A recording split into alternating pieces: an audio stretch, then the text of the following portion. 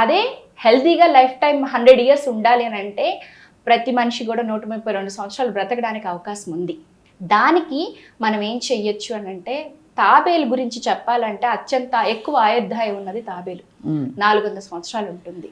So ఎందుకు ఉంటుంది అని అంటే, తాబేలు నిమిషానికి ఒక 2 నుంచి 3 సార్లు మాత్రమే గాలి తీసుకుంటుంది. అలా ఎప్పుడైతే మనం ఇప్పుడు 16 నుంచి 20 సార్లు నిమిషానికి గాలి తీసుకుంటూ ఉంటాము, మన శ్వాస రేట్ని, రెస్పిరేటరీ రేట్ని కనుక మనం తగ్గించుకోగలిగితే, అట్లీస్ట్ 8 to 9కి కనుక తెచ్చుకోగలిగితే మన బాడీలో ఆక్సిడేటివ్ స్ట్రెస్ తగ్గుతుంది. In spite of all the healthy habits, pranayamas మీద కనుక మనం కాన్సన్ట్రేట్ చేయగలిగితే ఖచ్చితంగా మనకి లాంగ్ లైఫ్ చేయడానికి అవకాశం ఉంటుంది. సో ప్రాణాయామం అంటే నిజంగా శ్వాసతోటే మన ఆయుష్ని పొడిగించాలంటున్నారు.